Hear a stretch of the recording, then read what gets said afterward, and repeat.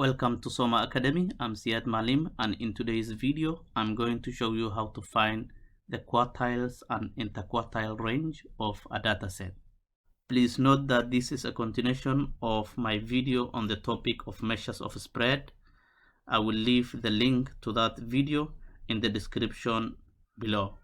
So in this lesson I will discuss how to find the following: quartile 1, normally denoted as Q1, quartile 2, denoted as Q2, quartile 3, denoted as Q3, and interquartile range, denoted as IQR.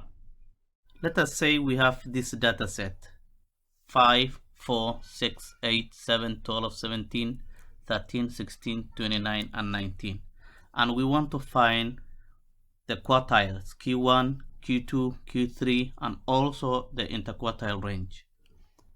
The first thing to do before finding the quartiles and the interquartile range is we have to first arrange the data in ascending order. We have to organize the data basically.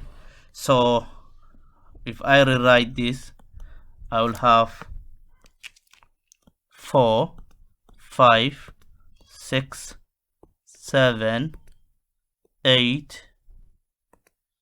The next number would be 12, 13. The next number would be 16, 17, 19, and then 29.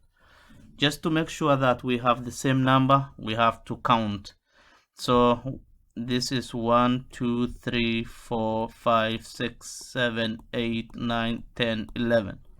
So, and when we arrange the data, we also have 1, 2, 3, 4, 5, 6, 7, 8, 9, 10, 11. Yeah.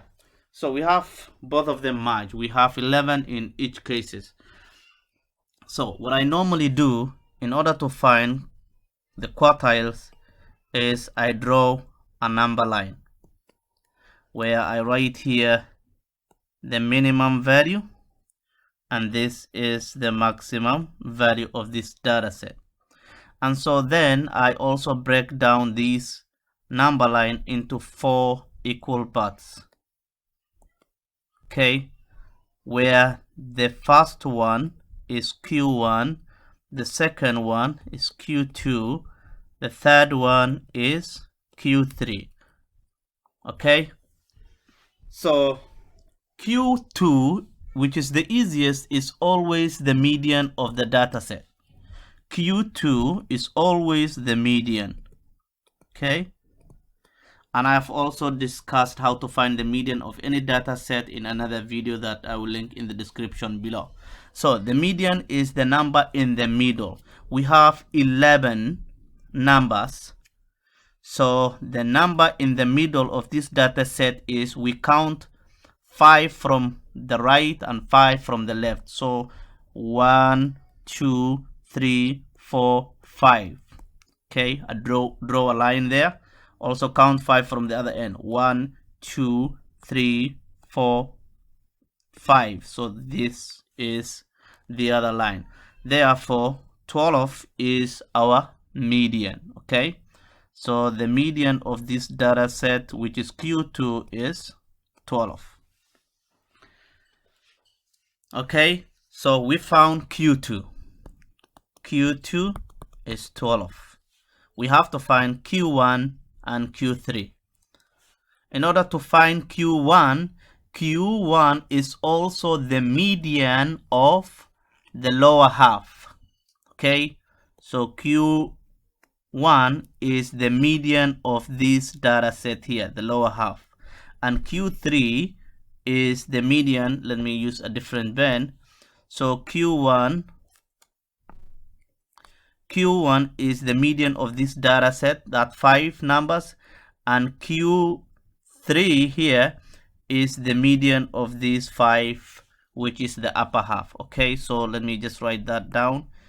Q1 is equal to the median of the lower half of the data set. Okay, and Q3, this one is the median of the upper half of the data set. Okay, so we do the same. We already have Q2, which is 12.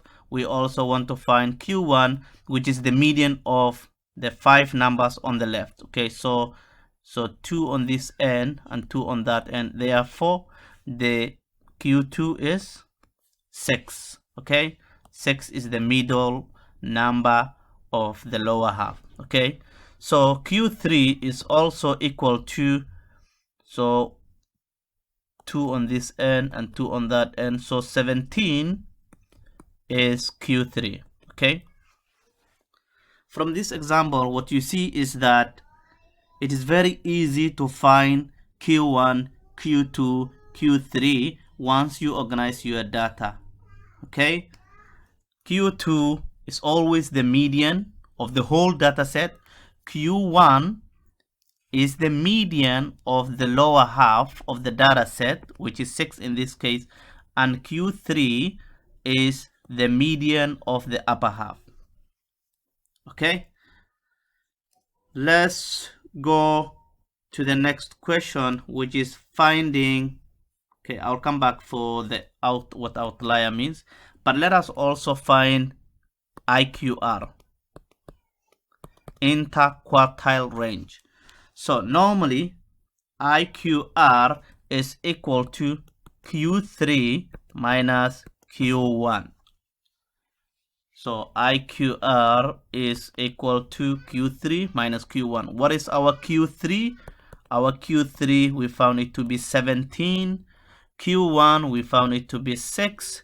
Therefore, IQR is 11. Okay?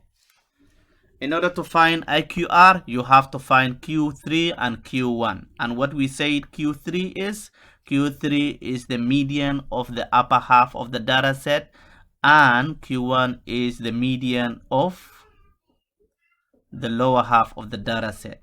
Q2 is always the median, okay, of the whole data set. So I found my Q1. I found Q1 to be equal to 6. Q2 was 12.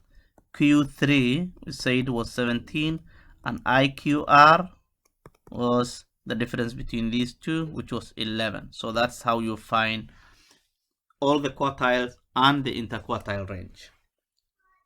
Okay, let me do this one also. Is the data point 29, which was in this data set here, 29, an outlier?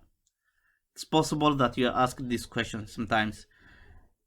In order for you to identify if a given data point is an outlier, there's a formula to use.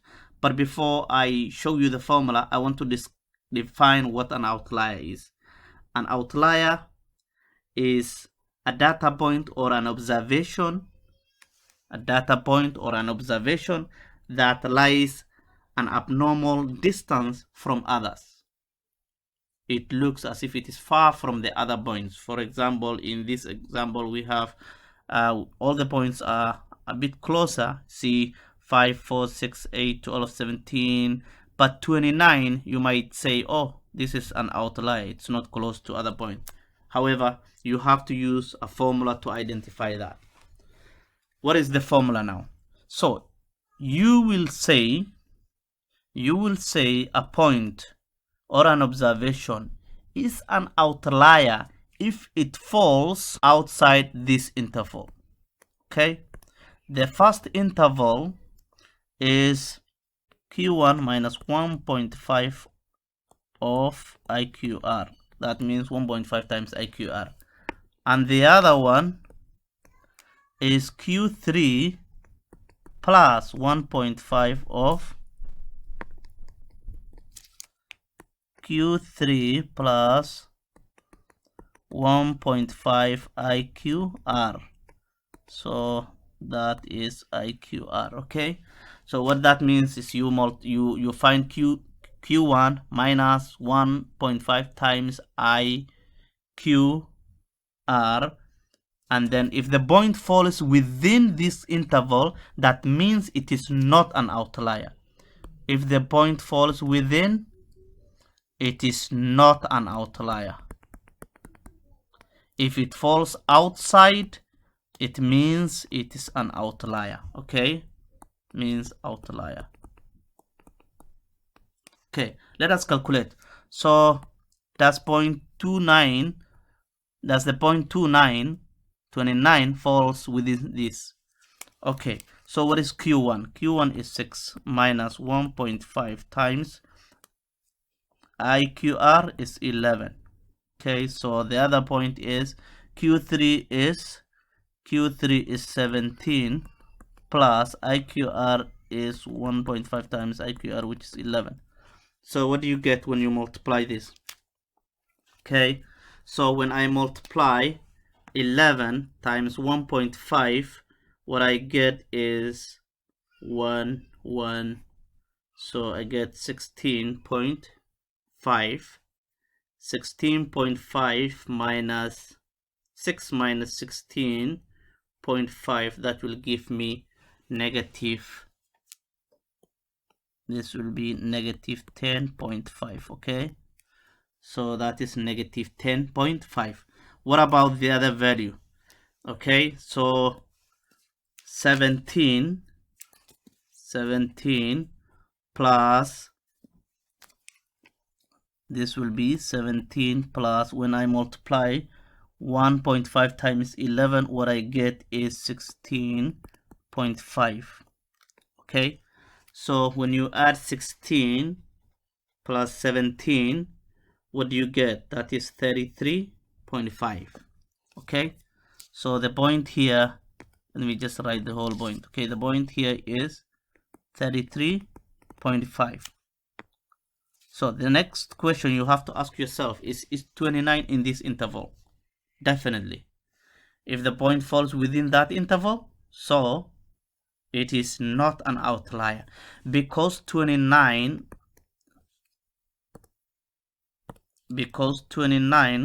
falls within the interval, it is not an outlier.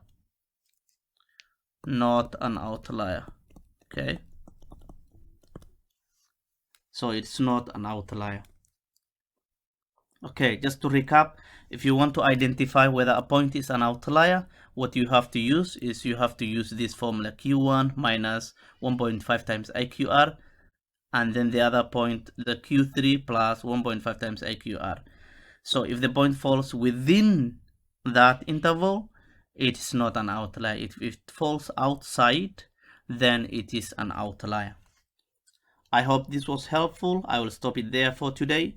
Please do not forget to subscribe. Until then, happy learning.